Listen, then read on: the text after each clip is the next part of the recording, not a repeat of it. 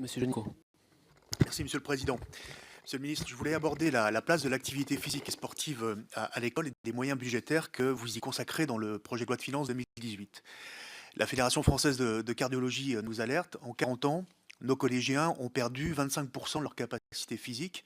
Ils couraient un 800 mètres en moyenne en 3 minutes il y a 40 ans, ils le courent maintenant en 4 minutes. Ça veut dire qu'ils,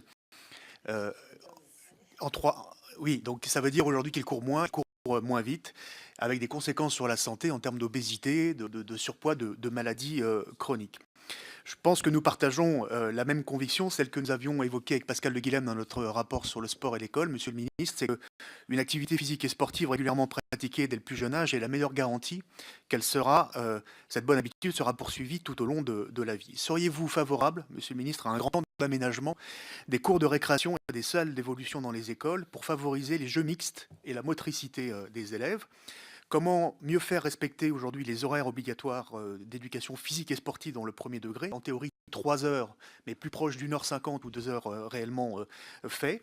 Comment poursuivre le développement et la dynamique enclenchée par les nouvelles activités périscolaires qui consacraient 30% de leurs activités aux activités physiques et sportives? Vous avez évoqué tout à l'heure le plan du mercredi. Sur le savoir nager et l'attestation scolaire de savoir nager à l'entrée en 6e, vous savez que 50% des élèves ne savent pas nager. Il y a 250 enfants de moins de 13 ans qui encore meurent de noyade chaque année. Est-ce que vous ne pensez pas que ça devrait être un apprentissage fondamental, tout comme le savoir rouler d'ailleurs? Vous avez évoqué tout à l'heure, lire, écrire, compter, respecter autrui. Est-ce que le savoir nager ne devrait pas être un objectif pour 100% comme les textes de l'éducation nationale le mentionnent? Enfin, le sport est un facteur de réussite scolaire. Je voulais savoir comment vous comptez mieux valoriser les parcours sportifs à l'école, dans les cursus académiques, dans la valorisation des engagements associatifs, notamment dans le sport scolaire, USEP, UNSS, le livret citoyen, mais aussi dans les parcours d'excellence mis en place dans les 3e REP+. Est-ce que vous pourriez nous faire un bilan d'ailleurs sur ces parcours d'excellence?